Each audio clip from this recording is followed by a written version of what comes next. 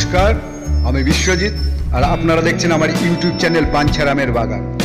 যারা আমার সাবস্ক্রাইবার তারা তো জানেনই যে আমি চন্দ্রমল্লিকার উপর একটা টোটাল সিরিজ তৈরি করছি। আর যারা এই প্রথম আমার চ্যানেলটি আজকে দেখছেন তাদেরকে অনুরোধ করছি আপনারা আমার চ্যানেলটি সাবস্ক্রাইব করে নিন, কারণ চন্দ্রমল্লিকার উপরে আমি A to Z total care আমি একটা সিরিজ তৈরি করছি। চ্যানেলটি সাবস্ক্রাইব করার সাথে সাথেই ডান দিকের বেল আইকনটা একবার পুশ করে দেবেন, যাতে আমি নতুন কোনো ভিডিও আপলোড করলেই তার নোটিফিকেশানটা সবার প্রথমেই আপনার কাছে পৌঁছে যায় এবং ভিডিওটা আপনি সবার প্রথম দেখতে পারেন। ক্রিসেন্থেমাম কেয়ার বা চন্দ্রমল্লিকার যত্ন তৃতীয় পর্বে আজকের বিষয় হচ্ছে চন্দ্রমল্লিকা গাছে তরল সারের প্রয়োগ।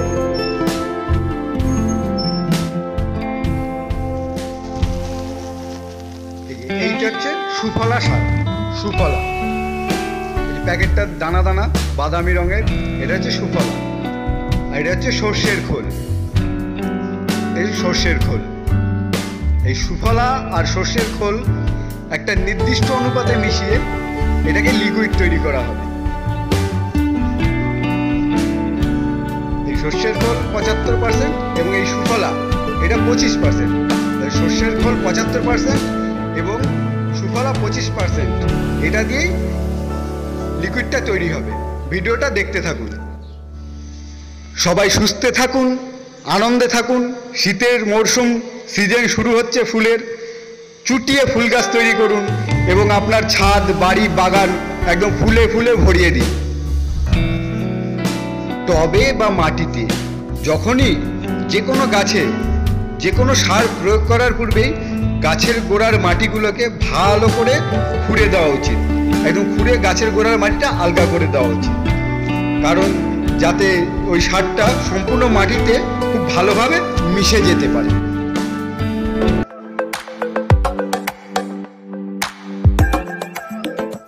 Welcome back. হ্যাঁ, যেটা বলছিলাম, সবসময় গাছের গোড়ার মাটিগুলোকে ভালো করে খুঁড়ে দিতে হবে। ঠিক এইভাবে আস্তে আস্তে কোনো ছোচলো কিছু দিয়ে গাছের গোড়ার মাটিটা একদম পুরো আলগা করে দিতে হবে। এতে কি হবে, গাছের গোড়ায় অক্সিজেন চলাচলটাও ভালো হবে এবং খাবারটা যেটা আমরা দেবো সার হিসেবে সেটাও সম্পূর্ণ মাটিতে মিশে গিয়ে দ্রুত চারিদিকে ছড়িয়ে পড়তে পারবে এবং গাছ যখন খাদ্য গ্রহণ করবে তখন চারিদিক থেকে সমস্ত শেকড় থেকে গাছের খাদ্যটা সে গ্রহণ করতে পারবে সঠিকভাবে। তাই গাছের গোড়াটা সবসময় খুঁড়ে দেওয়া উচিত এবং আমরা তাও দিই। চন্দ্রমল্লিকার মাটি কিভাবে তৈরি করবেন, চন্দ্রমল্লিকার কাটিং থেকে নতুন চারা কিভাবে তৈরি করবেন এবং চন্দ্রমল্লিকার যত্ন কিভাবে করবেন, এই ভিডিওগুলো সমস্তই আমার চ্যানেলে দেওয়া আছে। তাই যারা এখনো ভিডিওগুলো দেখেননি তারা দয়া করে আমার সেই ভিডিওগুলো দেখে নেবেন, তাতে আপনার অনেক উপকার হবে বা কাজেই লাগবে। এটাই সেই সর্ষের খোল এবং সুফলার মিশ্রণের তরল, যেটায় সর্ষের খোল 75% এবং সুফলা 25%।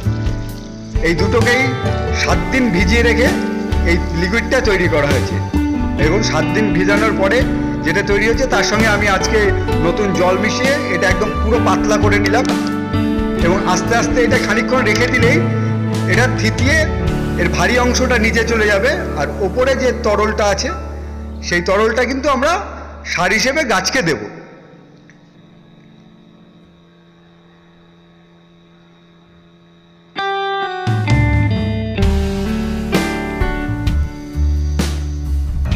এই দেখুন, এবার কিন্তু আমাদের এই তরলটার যে খাদটা আছে সেটা নিচে বসে গেছে বা থিতিয়ে গেছে।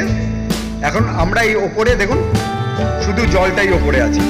এই জলটাই গাছের খাবার হিসেবে, সার হিসেবে আমরা কিন্তু গাছকে দেব।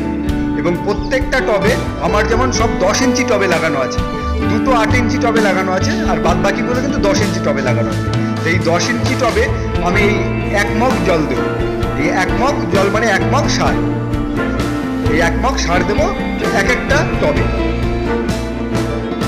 এই চারিদিকে ঘুরিয়ে ঘুরিয়ে এই 1 মগ টবে দেব।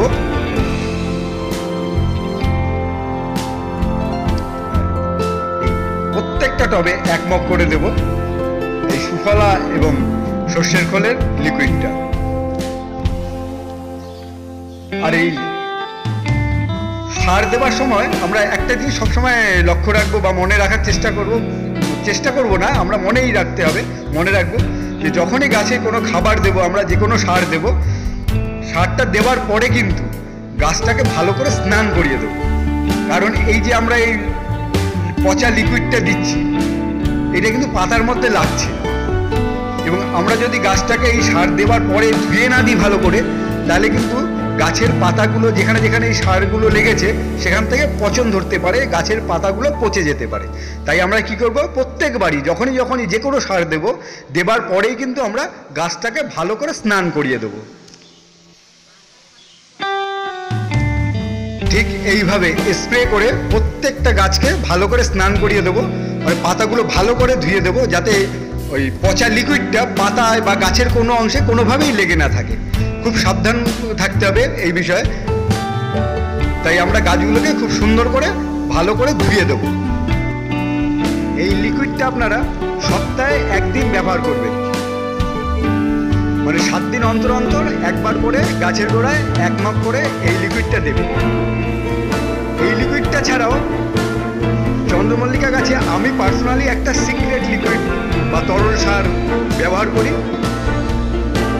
যেই সারটা দিলে পরে গাছ খুব দ্রুত বাড়ে, মানে গাছের বৃদ্ধি খুব দ্রুত হয়। বিশেষ করে যারা একটু দেরি করে গাছ লাগান, যে সময়ের অভাবে ঠিক সময় মতো আপনারা গাছটা লাগাতে পারেননি, বা সেপ্টেম্বরের শেষের দিকে লাগাচ্ছেন বা অক্টোবরের প্রথম দিকে লাগাচ্ছেন গাছগুলো, তাদের ডিসেম্বরেই ফুল চাই বা জানুয়ারির প্রথম সপ্তাহে ফুল চাই, তাদের জন্য এই লিকুইডটা খুবই কার্যকরী। এটা আমার একটা সিক্রেট লিকুইড, এই লিকুইডটা আমি ব্যবহার করি, যেটা সেই লিকুইড নিয়ে আমি একটা ভিডিও তৈরি করব, সেই সিক্রেটটাও আপনাদের আমি জানাবো। তাই সাবস্ক্রাইব করে আপনারা আমার সাথে থাকুন।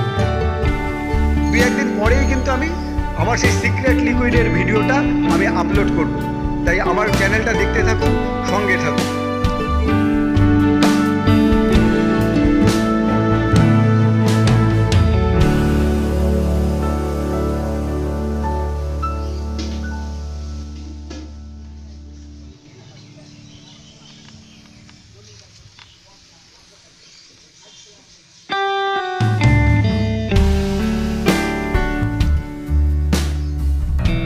যারা এতক্ষণ ধৈর্য ধরে আমার চ্যানেলটা দেখছেন, তাদেরকে অসংখ্য অসংখ্য অসংখ্য ধন্যবাদ।